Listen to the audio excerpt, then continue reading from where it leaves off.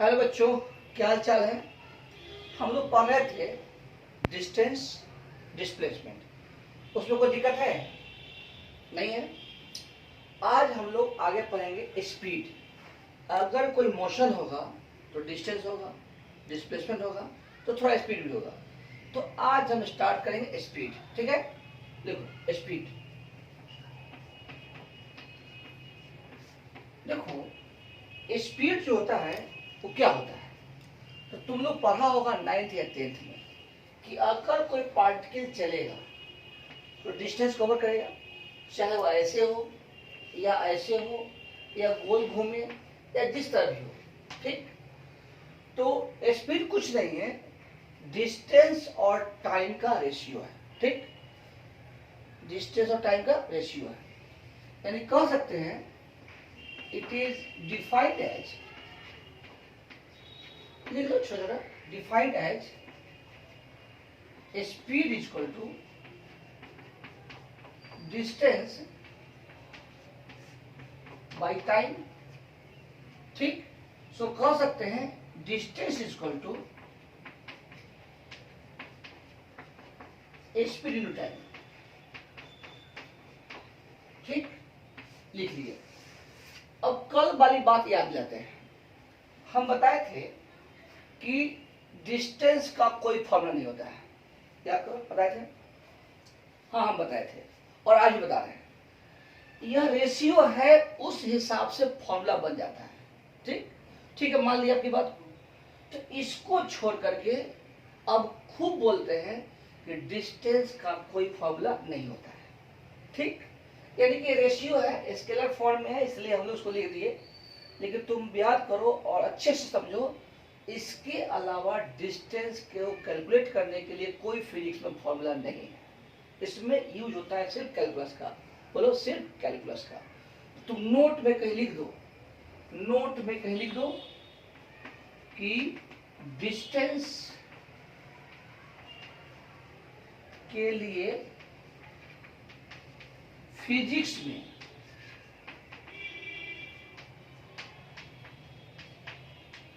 कोई फॉर्मूला नहीं है।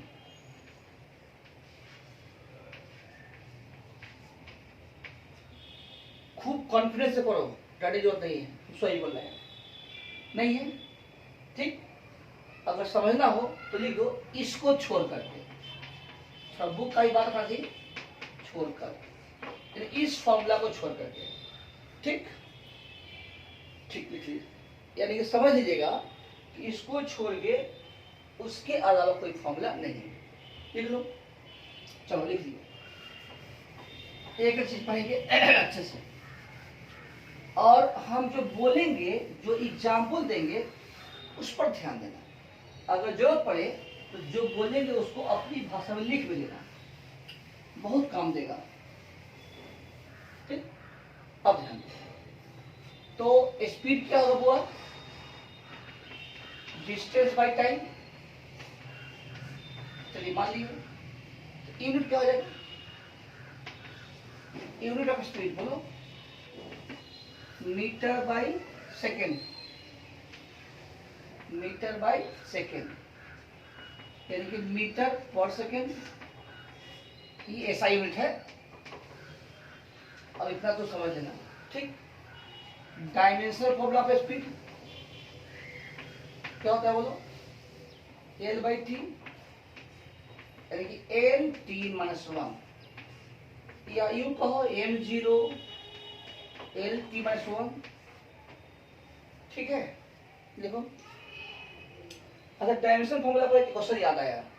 इस बार करने का क्वेश्चन देखा है, उसमें था स्ट्रेस का डायमेंशनल फॉर्मूला। किसका था? स्ट्रेस। टर्म आगे पढ़ेंगे, STRESS। ठीक, ये होता है, मान लो force by area, pressure type का होता है, फोर्स बाय एरिया। ठीक, अब बताओ, जो बच्चा को याद होगा 4 नंबर फ्री मिल गया, 4 नंबर फ्री में मिल गया। इसलिए नीट में खास करके किसी छोटा छोटा क्वेश्चन को इग्नोर नहीं करना चाहिए, क्योंकि कभी कभी छोटा क्वेश्चन ही पूछ लेता है। जैसे पूछ दिया ना कहता है कि स्ट्रेस का डायमेंशनल फॉर्मूला बताओ, 4 ऑप्शन। ये सही था, 4 नंबर। ये मेडिकल का औकात है। देखो, डॉक्टर इंजीनियर बनना बहुत बड़ी बात नहीं है, तुमको लगता होगा तो सही हो जाए। इसमें है क्या कि तुम जो पढ़ है पढ़ो, और पीछे का ज्यादा पढ़ो। आगे क्या पढ़ना है तुम अपने सर पर छोड़ दो, चीजें पर छोड़ दो। जो पीछे सर पढ़ा चुके हैं उसको तुम बार बार पढ़ो, वो भूलना नहीं चाहिए। यही मोस्ट फंडा है कंप्लीट करने का। बच्चे लोग पढ़ते चले जाते हैं, अब भूलते भी चले जाते हैं, फिर शुरू से फिर वही बात, तो रिपीट होता है, लेकिन कोई काम का नहीं होता। मेरा पर्सनल तजुर्बा है बहुत लंबा समय का। आगे तुम पढ़ो चाहे नहीं पढ़ो, जो पीछे पढ़ो उसको याद रखो। जैसे हम पढ़ा दिए, डिफरेंशियल पढ़ा दिए, इंटीग्रल पढ़ा दिए, यूनिट डायमेंशन पढ़ा दिए, एरर पढ़ा दिए, फैक्टर पढ़ा दिए। अब तुम अपने आप से पूछो क्या सब याद है? नहीं, तो नहीं याद है, कुछ नहीं कर पाएगा। इसलिए जब भी मौका मिले पीछे का पढ़ो। अब पढ़ो नहीं, ऑब्जेक्टिव बनाओ, अपने मन से बनाओ, देख के बनाओ, किसी पूछ के बनाओ, लेकिन बनाओ। ठीक, चलो ये लिख लो, स्ट्रेस का डायमेंशन फॉर्मूला। बनाते बनाते ही तुमको बनाने आ जाएगा। अब देखो, एवरेज स्पीड क्या लिखेंगे? Average speed. तो एवरेज स्पीड पढ़ने से पहले पढ़ो इंस्टेंटेनियस स्पीड। देखो, इंस्टेंटेनियस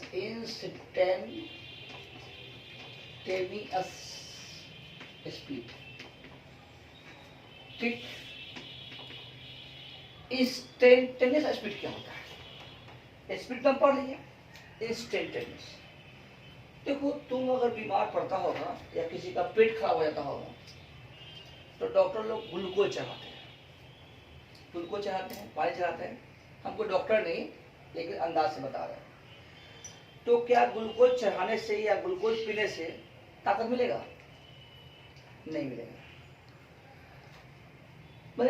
परमानेंट नहीं मिलेगा, उस समय तो मिल ही जाएगा ना।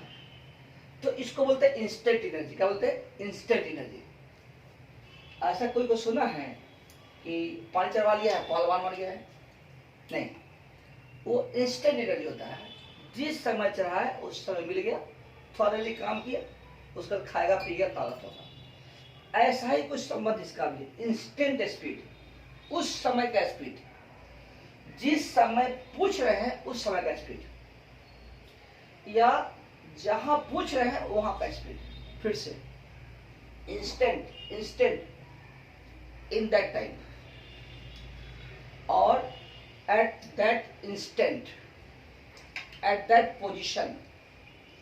नहीं समझा? कोई बात नहीं, चलो। तो स्पीड ऑफ पार्टिकल लिखा नहीं, समझो। इंस्टेंट मेन हीरो है, ध्यान रखना। अगर ये समझ में आ जाएगा तो इंस्टेंट स्पीड समझ में आएगा, इंस्टेंट करंट समझ में आ जाएगा, इंस्टेंट पावर समझ में आएगा, इंस्टेंट वर्क समझ में आएगा, इंस्टेंट फोर्स समझ में आएगा, इंस्टेंट पूरा फिजिक्स समझ में आ जाएगा। एक समझो, बाद में हम यूज कर लेंगे। इंस्टेंट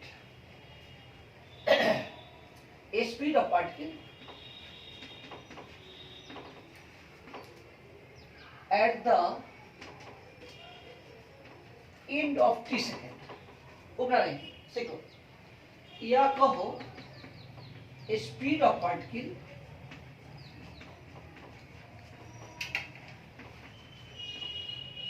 एट पार्टिकुलर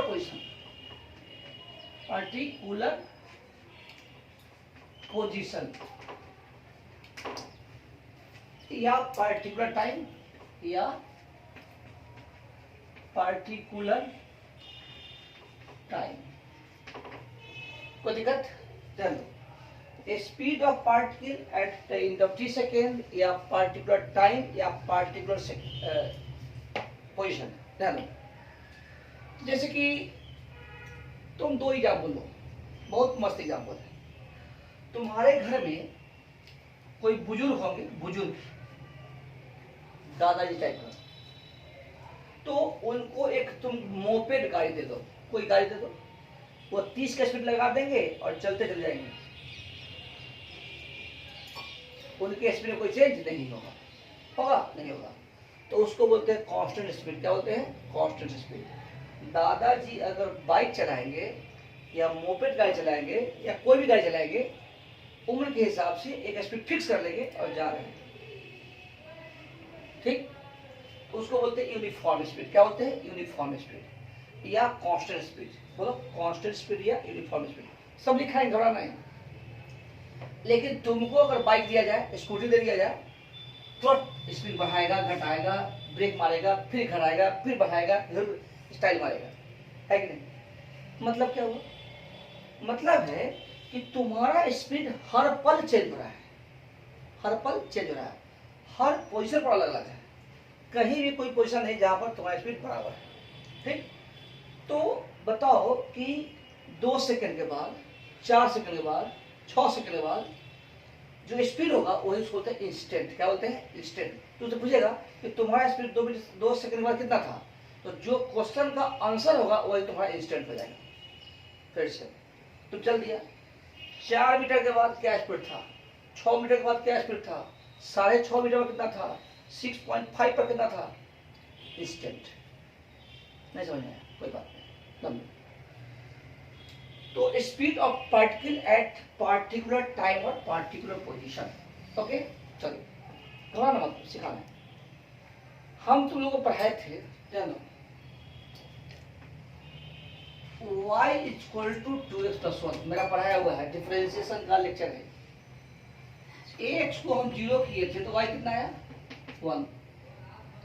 x को 1 किए थे y कितना आया था? बोलो 3। x 2 किए y कितना आया था? 5। चेंज किए x में, हुआ कौन था? y। चेंज किसमें किए थे? x में, हुआ कौन था? y। y equal to fx। ध्यान दो, x0 y1, x1 y3, x2 y5, यानी कि चेंज हम कर रहे हैं किसमें? x में। हो कौन रहा है? y। y किस पर डिपेंड किया? x पर। तो y क्या बोलेंगे? Function of x। क्या पढ़ेंगे? Function of x। बोलो फंक्शन ऑफ x। ये पढ़े थे। तो एक टर्म बताए थे dy/dx, रेट ऑफ, बोलो बोलो बोलो, change of y with respect to x। ये पढ़ाए थे।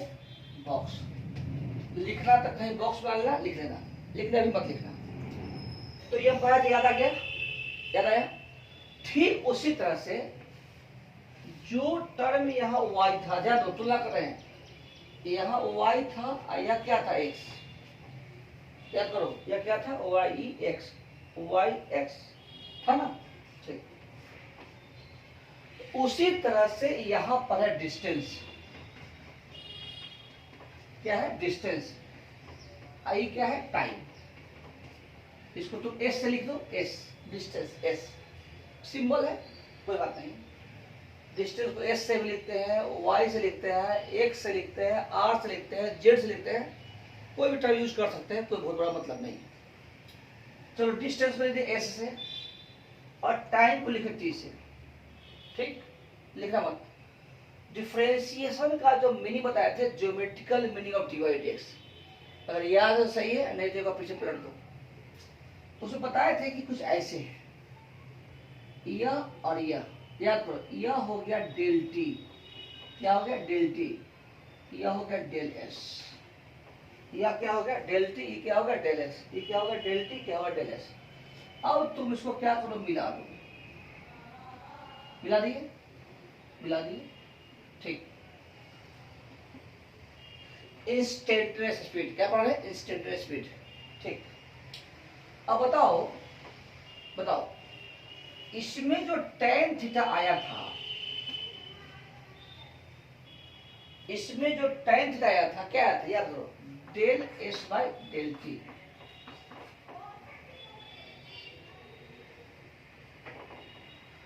Del S by del T क्या था? Del S by del T, del S by del T.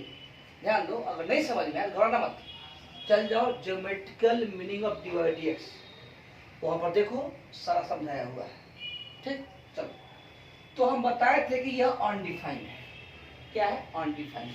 क्या है? अनडिफाइंड, ठीक है। इसको डिफाइन करने के लिए हम लिमिट लगाए थे और याद आ गया होगा डेल टी टेंस टू 0 और फाइनली हो गया ds बाई डी टी। ठीक, आगे नहीं समझाएंगे, हम समझा देते हैं। चलो क्या पढ़ेंगे, तो पढ़ेंगे यहाँ पर क्या पढ़े थे, rate of change of y with respect to x। याद करो, बोलो rate of change of y with respect to x। तो यहाँ पढ़ेंगे rate of change of distance with respect to time. क्या पढ़ेंगे, रेट ऑफ, बोलो बोलना, rate of change of distance with respect to time. ठीक है, इसको लिखो पहले, बॉक्स में लिखो, बॉक्स में।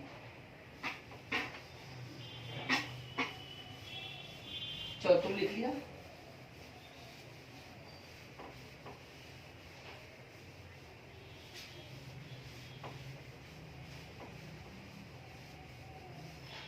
ओके।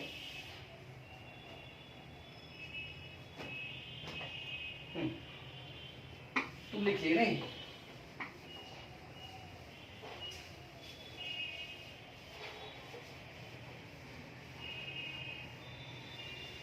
चलिए एक छोटा फिर भी बड़ा, हम लोग क्या पढ़े थे, ध्यान देना, अब लिखो मत, देखो यह डिस्टेंस है, ये टाइम है। अब डिस्टेंस नहीं लिखेंगे, एस लिख दिया मतलब डिस्टेंस हो गया। अच्छा तो हम ये बताए हैं, यह डेल एस हो गया, बोलो डेल टी हो गया, यह बना चुका है तो मत बनाओ। चलो, लेकिन मैथमेटिकली लिखा नहीं, instantaneous speed, instant speed may also defined as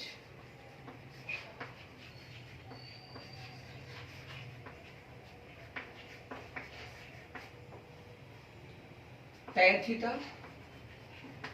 ds by dt, पढ़ते हैं rate of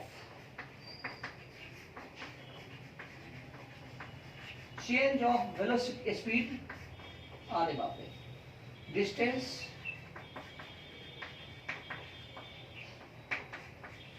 with respect to time. तो सोचता हूं कि बार बार क्यों बता रहे हैं, कारण है, अगर ये अच्छे समझ में आए तो जितना भी रेट वाला टर्म है फिजिक्स में, रेट वाला, समझो कि हम लोग का जो सिलेबस है उसमें 60% रेटे है, तो एक जगह समझ में आ जाए, कहीं कोई दिक्कत नहीं है, प्रेशर मत लो, आराम समझो।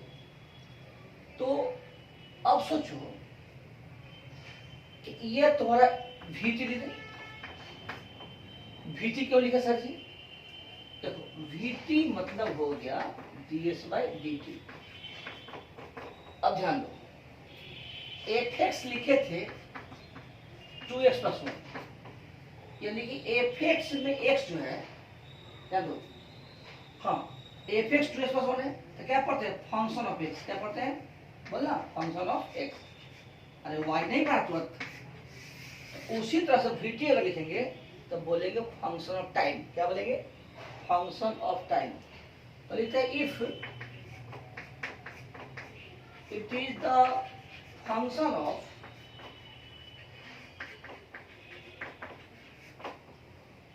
वेरिएबल,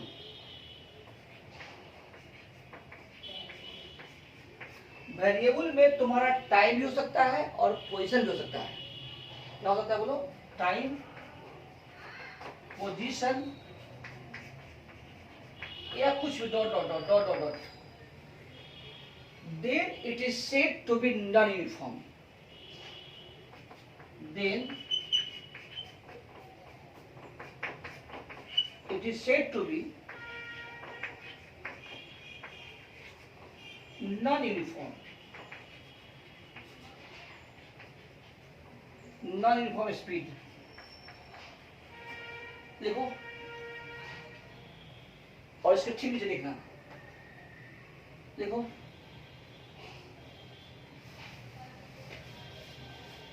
हम जितना बार लिखेंगे उतना बार लिखना, जितना बार लिखेंगे उतना बार लिखना, और जो लिखेंगे वही लिखना, उसके सिवा कुछ मत लिखना। This is my quote. ठीक, अब ध्यान दो। जैसे कि मान लो कि अगर तुम लिख दे भी 2x + 1, 3x² + 2, 9x - 3, जो मन में ले लिए 2x + 5x² + 2। तो बताओ यह किस पर डिपेंड कर रहा है? x पर। v किस पर डिपेंड कर रहा है? x पर। v किस पर डिपेंड कर रहा है? x पर। तो इसको बोलते हैं फंक्शन ऑफ पोजीशन। क्या बोलते हैं? फंक्शन ऑफ पोजीशन, या कह सकते हैं fx। ठीक, अब ax को चेंज करेगा तो स्पीड क्या हो जाएगा? चेंज हो जाएगा। एग्जाम्पल है, x को चेंज करेगा या चेंज हो जाएगा, x को 1 करेगा तो v3 हो जाएगा, x को 2 करेगा v5 हो जाएगा, x को 3 करेगा v7 हो जाएगा। समझ में आ गया? यानी कि v किस पर डिपेंड कर रहा है? x। इसको बोलेंगे फंक्शन ऑफ पोजीशन। और चूंकि हर जगह चेंज हो रहा है इसलिए हुआ इट इज नॉन यूनिफॉर्म। क्या हुआ? Non uniform. It is non uniform.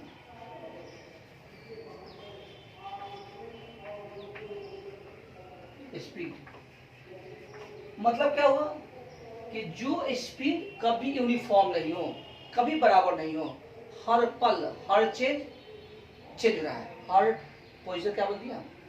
हर पल हर पोजीशन पर चेंज हो रहा है, क्या होता है? Non uniform. ऐसा कोई भी दो पल नहीं है, दो पल समझता टाइम, ऐसा कोई दो टाइम नहीं है, दो पोजीशन नहीं है जहां स्पीड बराबर हो। क्या बोलेंगे? Non uniform. ठीक है, एक और एग्जाम्पल लो। v मान लो 2t + 1, 3t² + 2t + 7, 9t³ मतलब -2t + 2, या कुछ भी डाल दो, कुछ भी बोल दो। अब बताओ यहाँ स्पीड, देखो स्पीड को 20 लिखते हैं, अभी हम लिख रहे हैं, कुछ भी नहीं। तो स्पीड टाइम पर डिपेंड कर रहा है। t को चेंज करेंगे तो v क्या होगा? चेंज होगा। t को चेंज करेंगे तो v चेंज होगा। तो t किसका फंक्शन हुआ? सॉरी, v किसका फंक्शन हुआ? t का। क्या हम पढ़ेंगे? Function of time, t for time. तो चूंकि यह टाइम पर डिपेंड कर रहा है, टाइम के बदलने से जो रहा है, इसलिए क्या बोलेंगे? Non uniform. इट ऑल्सो भी, चल छोड़ो, मेरा अंग्रेजी मजबूत है। देखो, इट इज ऑल्सो, तुम लोग मैनेज कर लेना इंग्लिश को। It is also non uniform. Non uniform तो क्या लिख रहे हैं भाई? नॉन यूनिफॉर्म, जो हमेशा चेंज होता रहता हो, हमेशा चेंज होता रहता हो। ये समझ में आ गया अच्छे से? तो इसको तुम लिख लो। अब आगे लिख लिया। यानी कि नॉन यूनिफॉर्म का परिभाषा ही होता है कि हमेशा वेरिएबल पर डिपेंड करता हो, हमेशा वेरिएबल पर डिपेंड करता हो। ओके, चलो। तो सोचता होगा कि सर इंस्टेंटेनियस क्या हुआ? आप तो नॉन यूनिफॉर्म बता दिए, और टॉपिक डाले इंस्टेंटेनियस, बोला? ठीक, देखो तुम लिख लिया, तुम लिख लिया, चलो लिख लिए। लेकिन इसमें 2 एग्जाम्पल बचा लिए, तुम लोग मत बचाना, तुम लोग आगे लिखना। हम 2 एग्जाम्पल दिए। कहेंगे स्पीड, देखो स्पीड एट x = 1, v कितना हो जाएगा? 2 × 1 + 1, 3 यूनिट। यूनिट का मतलब हुआ मीटर पर सेकेंड, सेंटीमीटर पर सेकेंड, वो अलग मैटर है, कोई भी। तो इसको बोलेंगे instantaneous speed at the end of x = 1। इसको यही बोलो, या बोलेंगे इंस्टेंटेनियस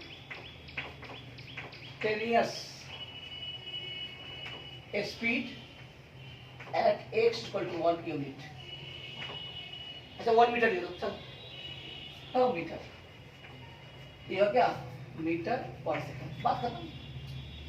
मान लिए तो समझो कि x इक्वल टू 1 पर, x इक्वल टू 1 मीटर पर या instantaneous speed at x equal 1 metre, बात देखिए उसको बोलते हैं 3 मीटर पर सेकंड। यानी कि इस इक्वेशन के लिए लिखो मत तो इस इक्वेशन के लिए इंस्टेंटेनियस स्पीड कितना हुआ 3 मीटर पर सेकंड। हम बार बोल रहे हैं कॉम्पिटिशन में कोई बाहर सवाल नहीं पूछता है, हम बात कर रहे हैं एक एक चीज बताएंगे, एक एक चीज बता देंगे, छिटका देंगे फिजिक्स को, जितना बोलता है तो लिखो समझो। तो इंस्टेंटेनियस पूछे या किसी पार्टिकुलर टाइम पर या पार्टिकुलर पोजीशन पर पूछे तो वही उसका इंस्टेंटेनियस है। ठीक, चलो एक और, speed at x equal to मतलब 1.5 मीटर या पूछे इंस्टेंटेनियस स्पीड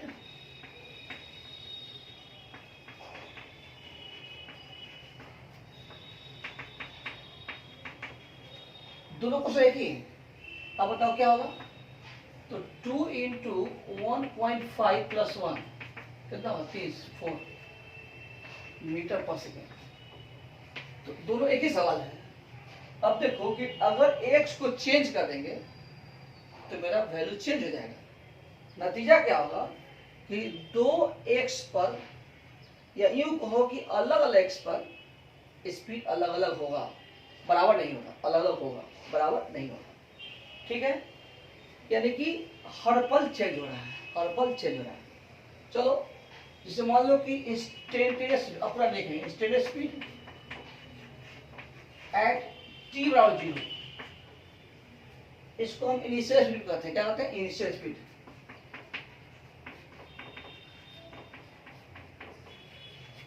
इनिशियल का मतलब हुआ speed of particle at t बराबर 0, initial position, initial speed, initial acceleration, इसे हम पढ़ाएंगे घबराओ मत। तो इंस्टेंट स्पीड एट t बराबर 0, इनिशियल स्पीड ये हुआ, देखो v, t को 0 कर दो, 2 इंटू 0 प्लस 1 3 मीटर पर सेकेंड। समझ आ गया? अच्छा चलो इंस्टेंट स्पीड एट t बराबर 1 सेकेंड या बोलो speed of particle, speed of particle at the end of 1 second कितना हो जाएगा, कितना लो 2 इंटू 1 प्लस 1 3 मीटर पर सेकेंड। ये 3 क्या हो रहा है भाई वाह कैलकुलेशन 1 ईट मैनेज कर लेना, कल तो हो जाए गुना मिटा रहे। तो तुम लोग को इंस्टेंटेनियस समझ में आ गया, इंस्टेंटेनियस समझ में आ गया। देखो इक्वेशन चेंज हो सकता है, फिजिक्स चेंज नहीं होगा। इक्वेशन चेंज हो सकता है, फिजिक्स चेंज नहीं होगा। ओके ओके, यानी कि डिस्टेंस को डिफरेंशिएट कर देंगे तो क्या मिल जाएगा स्पीड, और जो स्पीड होगा उसको क्या बोलते हैं इंस्टेंटेनियस। क्या बोलते हैं इंस्टेंटेनियस। चलो चलो हम पढ़ रहे थे vt equal to dx by dt, vt equal to dx by dt, vt equal to dx by dt। ठीक,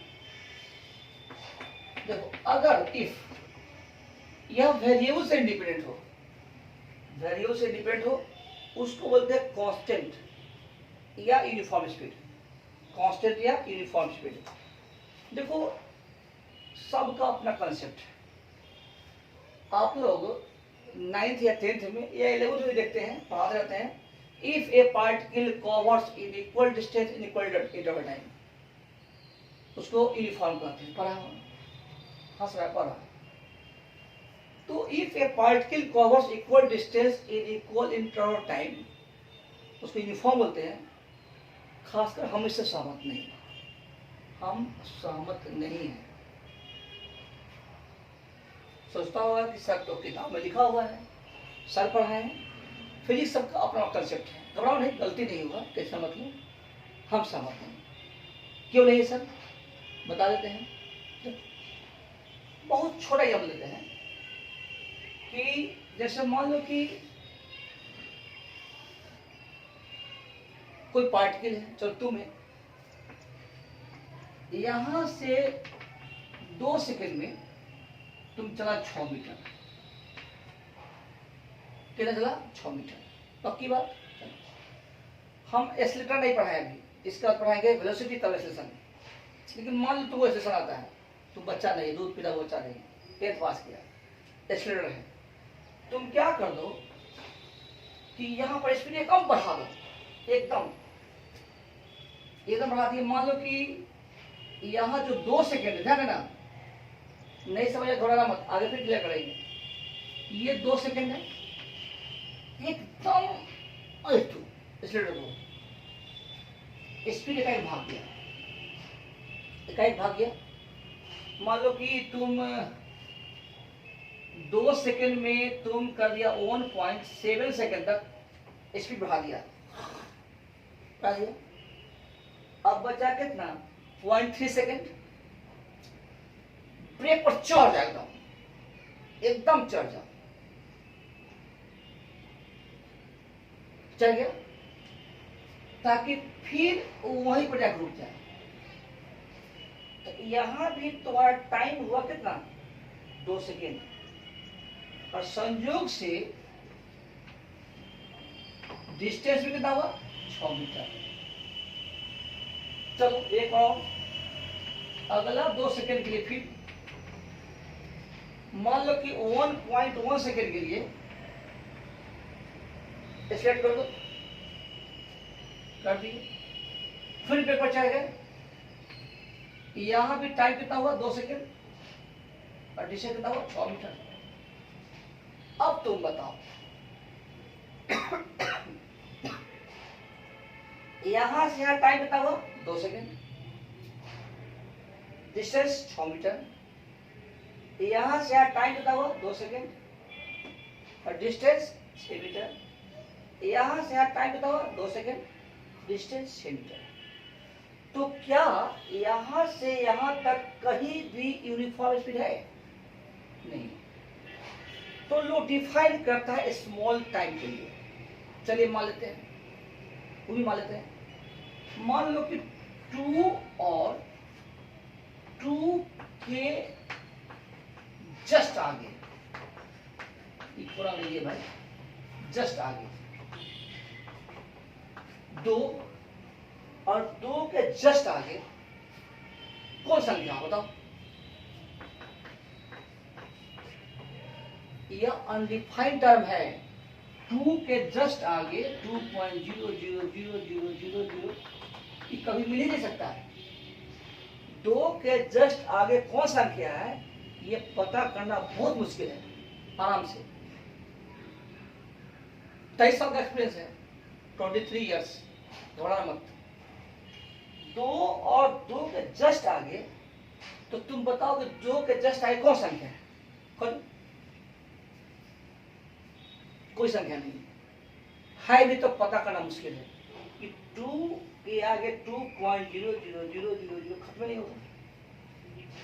इसीलिए इस डेफिनेशन को हम नहीं मानते हैं, तो उसी को कैलकुलस के आधार पर ले चलते हैं, कैलकुलस के आधार पर डिफरेंशिएशन, और मैथमेटिकली परिभाषित करते हैं, डिफाइन करते हैं कि जो भी वेरिएबल पर डिपेंड करे नॉन यूनिफॉर्म, जो भी वेरिएबल पर डिपेंड करे नॉन यूनिफॉर्म, और जो वेरिएबल से इंडिपेंडेंट हो कांस्टेंट या यूनिफॉर्म। आप समझ में आ गया? लिख देते हैं, इफ इट इज इंडिपेंडेंट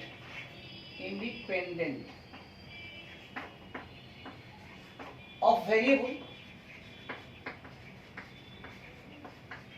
में आ जाएगा, टाइम आएगा,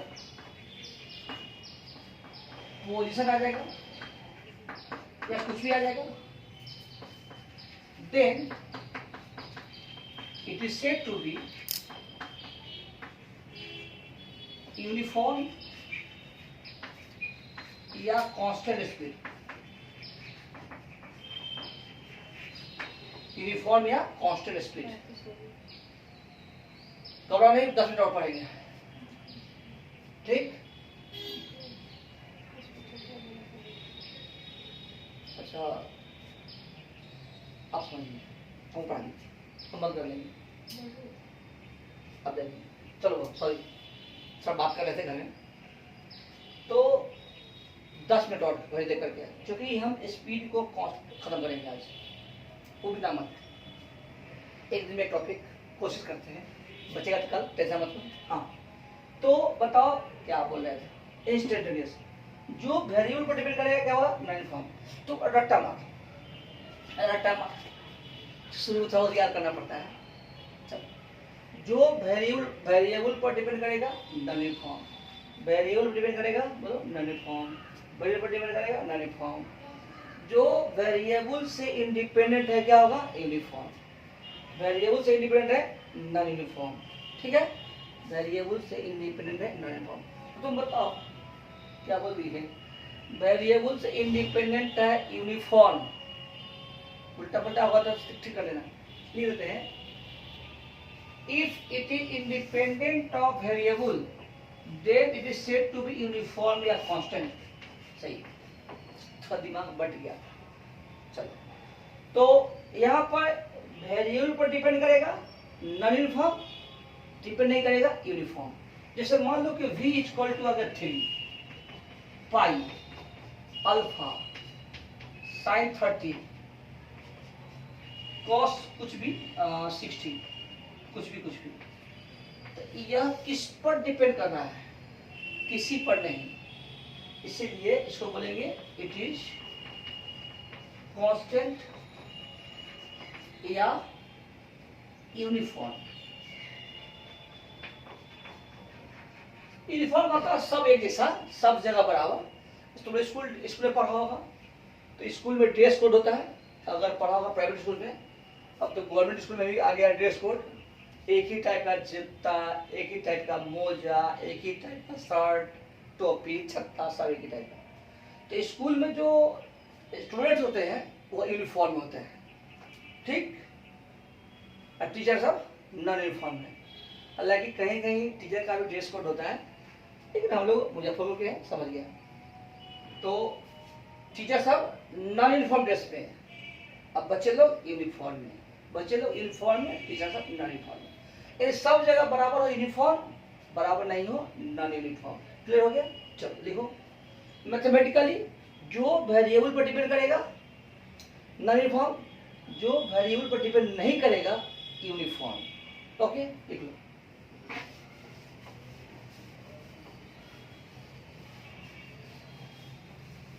तो एक नोट में लिख लो कि यूनिफॉर्म का थोड़ा किताब के साथ परिभाषा, कि अगर हर जगह इंस्टेंटेनियस स्पीड बराबर हो जाए, हर पॉइंट पर इंस्टेंटेनियस स्पीड बराबर हो जाए, तो ऐसी स्थिति में क्या बोलते हैं, यूनिफॉर्म। लिख देते हैं, in case of uniform speed या constant speed, constant speed, the speed of particle are equal at every position या टाइम। मतलब समझ में आएगा ना, और ये ज्यादा पकड़ना नहीं है, माने हर पल या हर समय में स्पीड क्या बराबर होगा, तो जब बराबर होता है इंस्टेंटेनियस। पूछा सवाल है कहीं ना कहीं कि इंस्टेंटेनियस स्पीड सब जगह बराबर होगा, तो अगर सब जगह बराबर होगा तो क्या बोलेंगे, यूनिफॉर्म या कांस्टेंट। उतारो।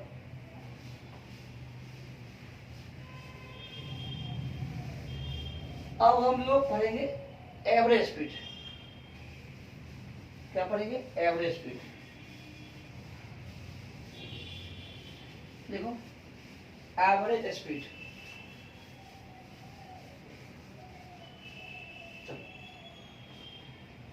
Average speed,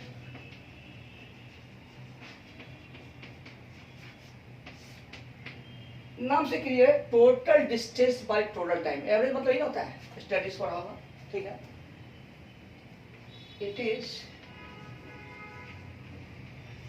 defined as the ratio of total time, sorry, total distance and total time,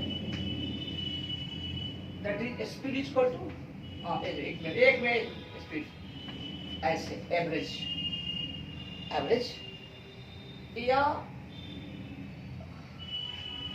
average speed का साइन जो भी एवरेज, या बी, इसको बार बोलते हैं, बार, सब एक ही मतलब होता है। एवरेज मतलब क्या हुआ, टोटल डिस्टेंस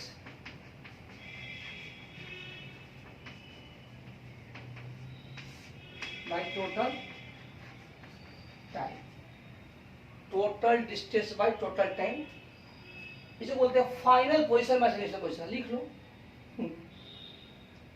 ठीक। Total distance by total time, कोई दिक्कत नहीं, लिखिए,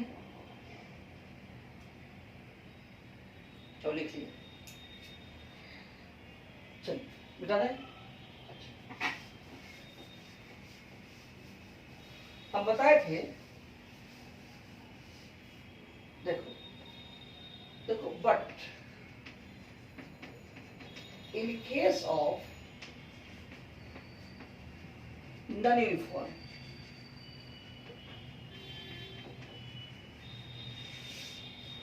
इन case of non uniform speed, in case of non uniform speed, देखो हम लोग भी जानते हैं ds बाई dt, भी क्या होता है, ds बाई dt, जहां भी क्या होगा, फंक्शन ऑफ टाइम।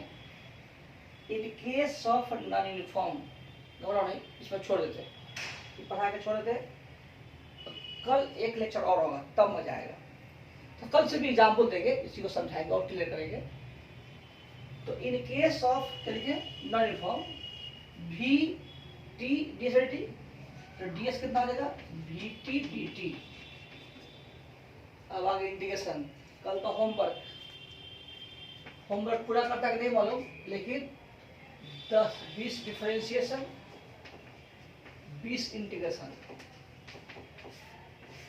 बेटा इस बात को करना जरूर, तो बहुत पछताएगा, नहीं समझ में आएगा, तुम लोग बोले कि सर अच्छा नहीं पढ़ाते, मेरे पढ़ाने में कोई कमी नहीं है, कमी तुमको यहाँ पर है। तो जो हम इंस्ट्रक्शन देंगे उसको तुम फॉलो करना, कहें कि आज डिफरेंशियल पढ़ लो तो पढ़ लेना, आज वेक्टर पढ़ गया तो वेक्टर पढ़ लेना।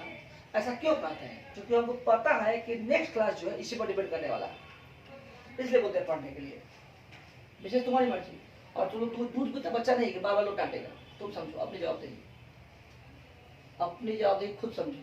खासकर हम ज़्यादा बच्चों को डांटते नहीं या समझाते नहीं, एक बार बोल दिए बच्चा करना करे, नहीं करना नहीं करे, क्योंकि तुम्हारा उम्र एवरेज 16-17 साल के आसपास होगा, मैट्रिक पास किया 17 साल तो होगा नहीं, और 17-18 के बाद लोग एडल्ट हो जाता है।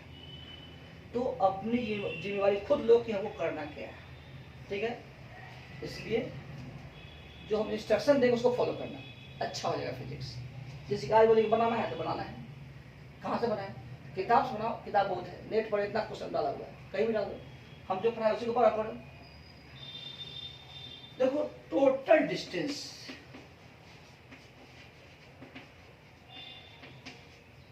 देखो एस लिखो या ds का इंटीग्रेट करो, vt dt, इसको इंटीग्रेट करो, ठीक। तो यहाँ डिस्टेंस है और यहाँ टाइम है, यहाँ डिस्टेंस है, यहाँ टाइम है, डिस्टेंस है, टाइम है।